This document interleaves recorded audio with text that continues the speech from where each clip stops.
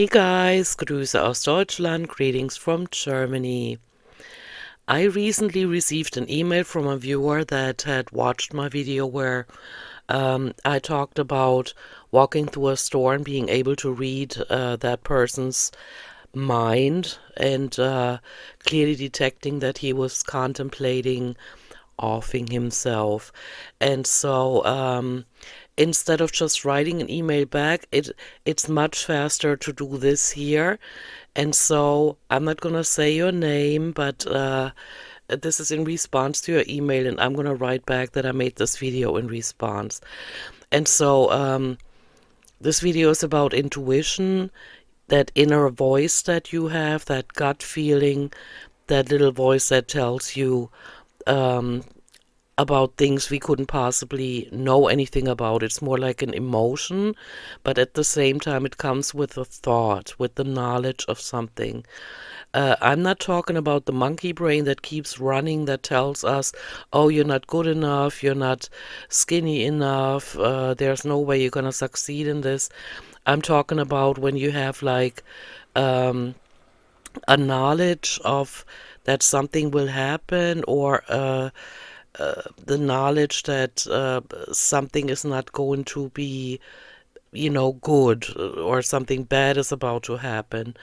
And I have had it since childhood, but a lot of parents discourage the development of that gut feeling. I know that mine did. Like when I had a bad feeling about going somewhere, I told my mother, and she would usually say, "What kind of nonsense is this? We are going." Like she would completely dismiss my intuition, and then something ended up happening, something bad would end up happening. For example, she wanted to drive to a weight loss clinic in the region. It would take us about 1 hour to get there. She excused me from school in order to go with her. But she also had a friend, roughly her age, that went with her. I was sitting in the front, in the passenger seat. My mom's friend was sitting in the back seat, and my mom was driving. And what was bad that morning is that there were icy roads, and maybe my mom shouldn't have decided to go.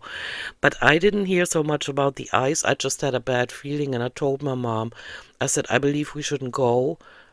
I just can't tell you why.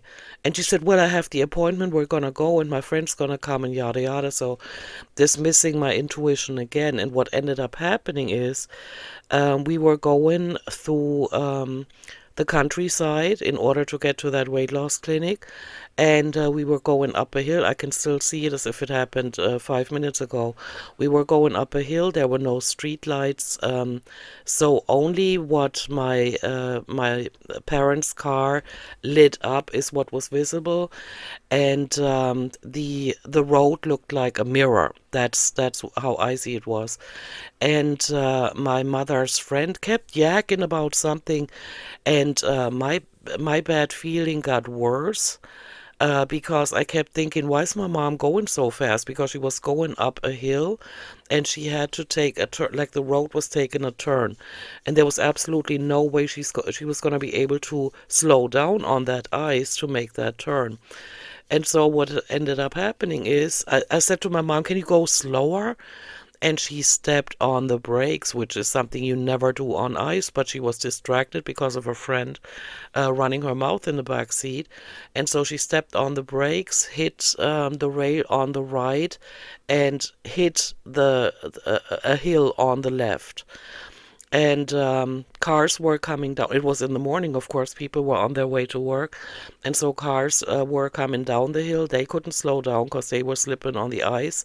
So this one car came down the hill, saw that we were in his lane, and tried to get around us, and almost went down the bank on the other side, on our side of the road. But he got to stop. And then another car came that no, this first car hit us, and then another car came, and another, and it was just a big nightmare. And our car was totaled, and we had to get a tow truck. And the entire rest of the day, of course, we didn't get to go to that weight loss clinic. And my mother was crying because she didn't know how to tell my dad that she had totaled the car. And so, had she listened to my intuition, we wouldn't have gone on that trip. Also, if she had listened to me when I said, "Can you go a little slower?" Because that would have made a difference. If she had lifted her foot off the gas, then she wouldn't have had to step on the brakes in order to make it around that turn. And so, because even though the feeling was always strong, I didn't have it often, but when I did, it was really strong, almost to where you get sick to your stomach because something's about to happen. And I tried for the first about 25 years of my life to ignore it because my parents kept dismissing it, even though my intuition kept proving itself right. And it just kept going. Like, for example, my inner voice warned me of my first husband, even though there were so many coincidences in place that would make us meet. Like, I was supposed to go out with a different friend of mine, so I called her up and I said, "Are you all set for tonight?" That was the intention of my call, but her husband answered the phone, and I said, "So is she, is are we all set?" And he said, "No, it's not her turn to go out, it's mine." And I was friends with him too, and so he said, "We could go out," and I said, "Yeah, sure." And so we planned on going to the club that we usually would go to, but he never showed up. And because of that, I figured I'm not going to go to the club that's farther away. I'm going to go to one downtown. And then I did, not having any arrangements with any friends. And that was also at a time when we didn't have cell phones. So I couldn't have sat in that club calling up friends if they would, asking them if they would feel like coming. And so I just went to that club completely unprepared without any arrangements. And I ran into another friend of mine. And so I ended up staying. And we sat at a table together. And my first husband walked up and said, "Could I sit with you?" And I said, "There's so many tables where you could sit." And he said, "But I would like to sit next to you." And that was so cute. And his eyes were, dark eyes and stuff like that. And so that's how that whole thing started. So many coincidences leading to me actually ending up in the club where he ended up. Um, but also, uh, right before, like fast forward 1.5 years, we decided to get married. And I remember the night before the wedding, I wrote into my diary, "He might not be Mr. Right, but if things don't work I can always get a divorce." This is how I went into my first marriage, because I already knew before we got married, he would drink on the weekends, and it was only beer, though. It's the same one that I told you about in my last video. And so he didn't drink hard liquor, and so he didn't really act out all that much. But I could tell already that he wanted to have arguments. And, like decades later, I found out why, because his mom told me, the history of the family and her fighting with her husband and stuff like that.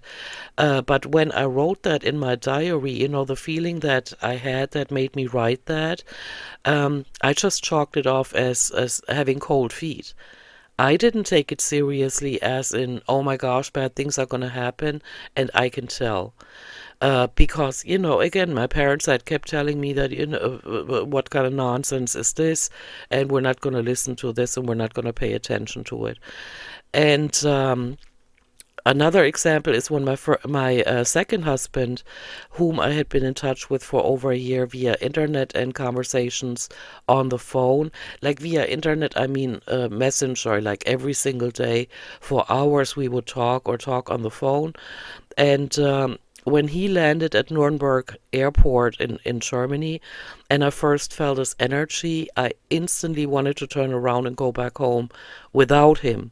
But I blamed it on being sleep deprived and nervous, because imagine how many expectations, or how large your expectations are when you're actually meeting the person you've already developed feelings for online. And so I chalked it off as I'm way past tired. I haven't slept well in days because I've been so nervous.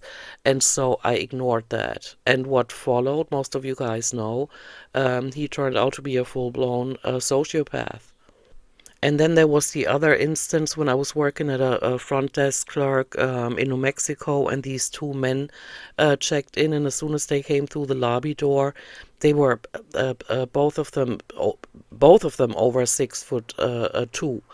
And instantly, when they walked through the door, I had such a bad feeling that my stomach almost turned, and that ended up in them smearing feces all over the hotel room walls and furniture and everything, to where it made uh,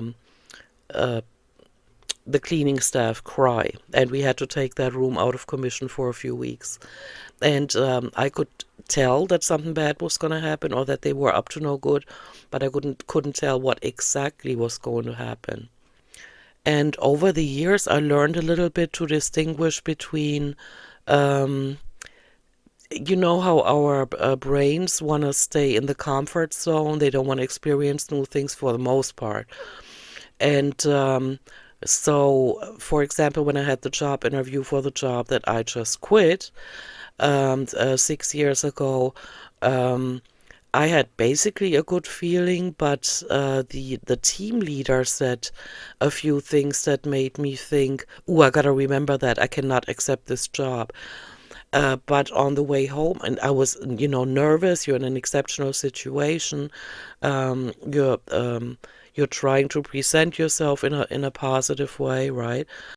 On the way home, I could already not remember what it was that I wanted to remember. Um, s- as a reason why I shouldn't accept this job. And I accepted it, and you know what happened after that.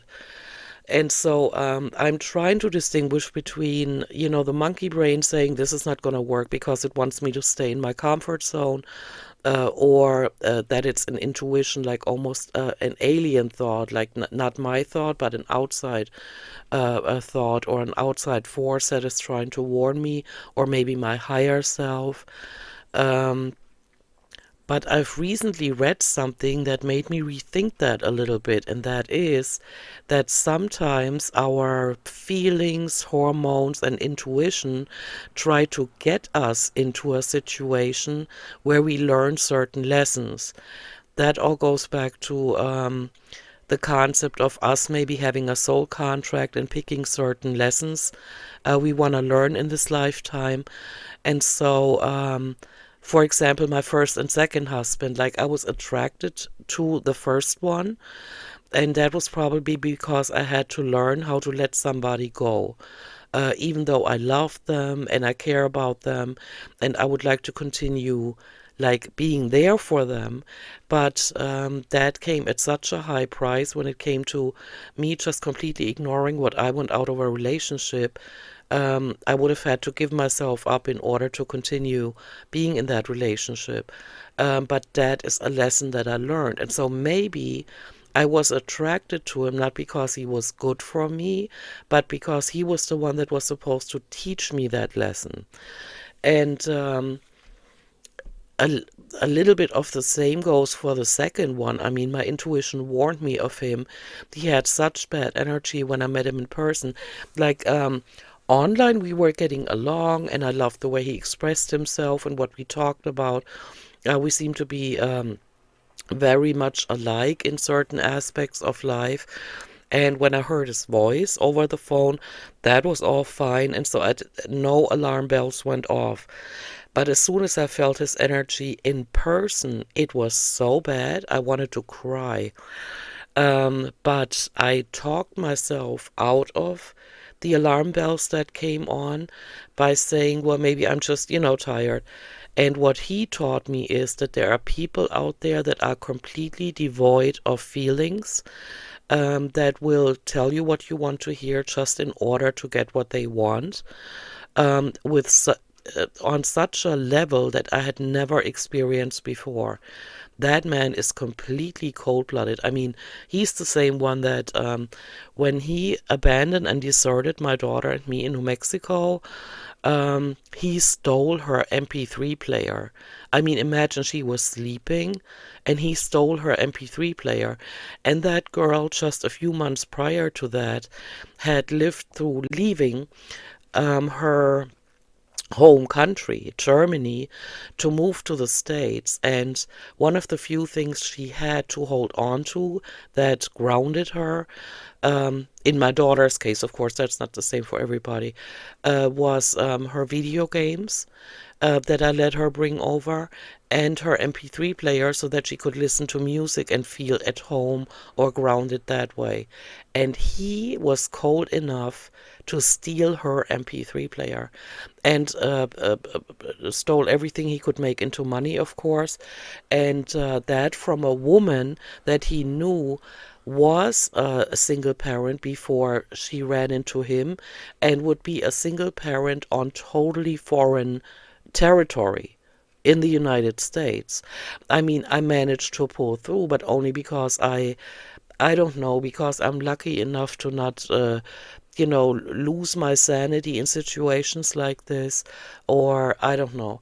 But it seems like I was attracted to him, like everything he had said, on Messenger or on the phone was so nice, and I figured just because I have a bad feeling about his energy, would that justify giving all of that up and all the time I had invested in getting to know him and letting him know me? Um, but he taught me that there are really cold-blooded people out there, and also to be fair. If it hadn't been for him, I probably never would have moved to the States, because when we went to the U.S. consulate in, did we go to Frankfurt or Munich? Frankfurt. Um, he was there and he helped me with the paperwork for the permanent resident card. Not only in the sense that we were married, but also filling it out and understanding the questions, because sometimes even though I'm decent at reading English, I was like, what do they mean by that? What do they want? And so he took care of all of that. He just asked me certain questions, about what they wanted to know, and then he filled out the paperwork. And so if he hadn't done that, I probably never would have ended up in the States, which ended up a lot better for my, being a lot better for my daughter, um, because, in German school, maybe it was the teachers, maybe it was her ADD, I don't know, but she started having problems, and in the States she didn't. And so I feel that maybe for her it was the right choice to go, but for me, it was like if he hadn't helped us with the paperwork, I would have never ended up going because I would have just given up along the way. Also, it cost a whole lot of money. That's why I don't like when I'm reading now. So many people come to the United States illegally now and unregistered because I paid well over $2,000 just to get my permanent resident card. And along with it, I signed a waiver that I would not apply for any social, like benefits in the United States. I would be self-sufficient. And so, yeah. But yeah, going back to the email I got, I do agree. So many kids are being taught to not listen to that inner voice, to that intuition, and it's hard to get it back. But for me, it was never like it was gone. I just had problems determining. Like if my parents had encouraged me to trust that inner voice, then it probably would have developed better.